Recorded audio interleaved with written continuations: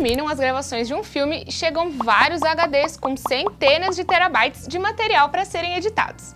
É nessa etapa que o filme se transforma. Mas o montador deve pensar, e agora, o que eu vou fazer com tudo isso? Nestes Segredos do Cinema, nós vamos entender o que é a montagem de um filme e como um editor pode provocar diferentes sensações nos espectadores através da manipulação das peças desse quebra-cabeça. E esses Segredos do Cinema é um oferecimento da Yoki, que tem aqui o nosso baldinho personalizado, porque agora eles têm um pacote de 50 gramas, que é na medida da sua fome e do seu estilo de vida. E como vamos falar nesse vídeo, tudo tem o seu tempo certo. É importante ter talento e é importante a percepção para você deixar as coisas do tamanho que elas precisam ter. Assim como o novo pacote da Pipoca Yoki. Ela cabe em todos os micro-ondas. Você pode fazer um lanchinho da tarde e você pode se deliciar com todos os sabores da pipoca na medida para você.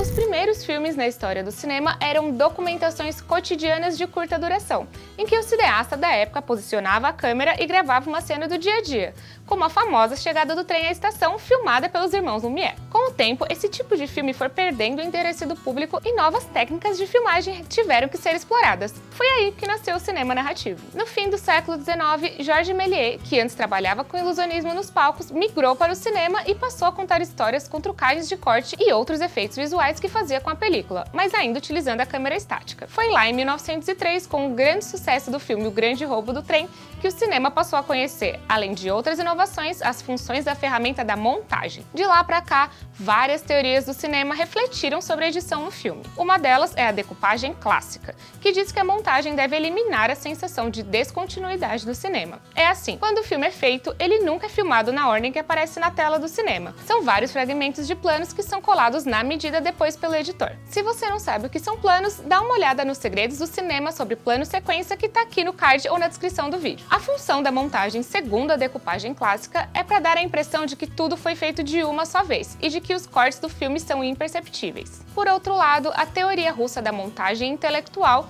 diz que qualquer imagem colocada em sequência de uma a outra cria uma noção de narrativa. Em seu livro O Sentido do Filme, o cineasta Sergei Eisenstein diz que dois pedaços de filme de qualquer tipo colocados juntos inevitavelmente criam um novo conceito, uma nova qualidade que surge dessa justaposição. Para comprovar a validade desse conceito, o cineasta Lev Kuleshov fez o seguinte experimento em vídeo.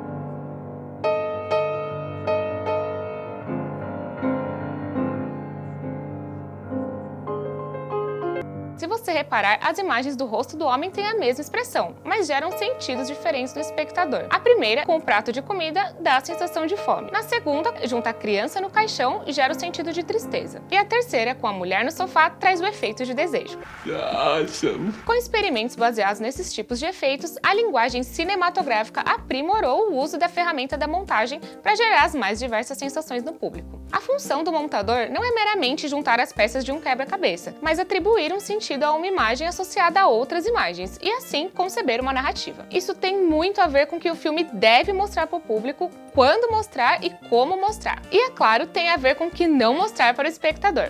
O público assiste ao filme à procura da maior quantidade possível de informações. Quanto mais curioso, mais envolvido o espectador vai ficar com a história. Dá uma olhada nessa cena de Alien, o Oitavo Passageiro. Ripley está à busca do monstro e nós estamos de costas para o que ela vê. O monstro pode aparecer a qualquer momento e o público depende da reação dela para saber quando e onde ele vai chegar. O básico da montagem funciona com um plano e contraplano. Vemos o personagem e em seguida vemos o que ele olha. A escolha do editor no caso de Alien para não cortar para o que a Ripley está enxergando ajuda a aumentar a tensão da cena para manter o público envolvido com o filme. That actually makes sense. Existem outras formas de aumentar a tensão através da montagem e da manipulação de informações. Nessa cena de O Fugitivo, por exemplo, o personagem de Harrison Ford corre o risco de ser atropelado por um trem. Aqui, o editor usa a técnica de corte que varia entre planos abertos, que dão a noção de cenário e da escala do perigo, e planos detalhe, que entregam informações importantes para a ação. Em detalhe, nós vemos que o trem se aproxima, depois o fugitivo precisa fugir da colisão.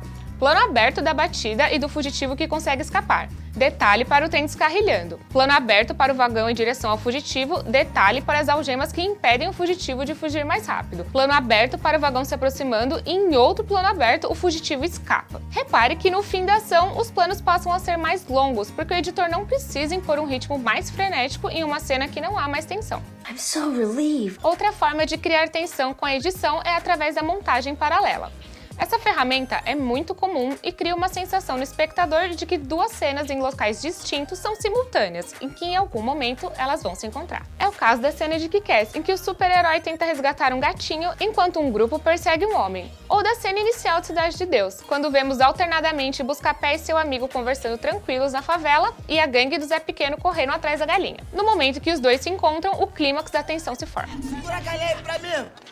Pega a galinha aí!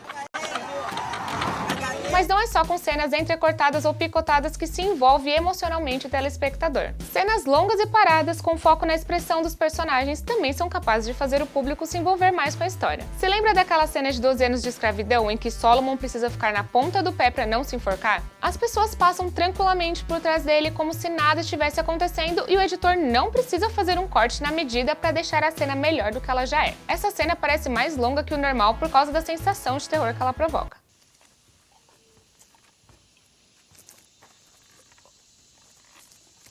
Tanto para cenas com ritmo frenético quanto para cenas mais paradas, a função do montador é saber controlar o tempo. Assim, o espectador tem a chance de entender as emoções que a cena provoca. É por isso que o montador não é um mero colador de peças. O montador também é um roteirista e é grande responsável pelo sucesso ou fracasso de um filme. Isso vale desde o começo do cinema, embora com o tempo os filmes tenham ficado cada vez mais picados. Segundo o levantamento da Universidade Cornell, um tempo médio de um plano num filme de 1930 era de 12 segundos. E hoje, um plano dura em média de 2,5 segundos a 5 segundos numa produção hollywoodiana. E se a gente pegar um cineasta realmente frenético como o saudoso Tony Scott, por exemplo, filmes dele como Chamas da Vingança e Dominó têm mais de 5.000 planos. É como montar um quebra-cabeças de 5.000 peças. Existem vários tipos de montagem que a gente pode explorar em um outro Segredos do Cinema. E aí, esse tema te interessa? Deixa aqui nos comentários, não esqueça de curtir o vídeo e assinar o canal.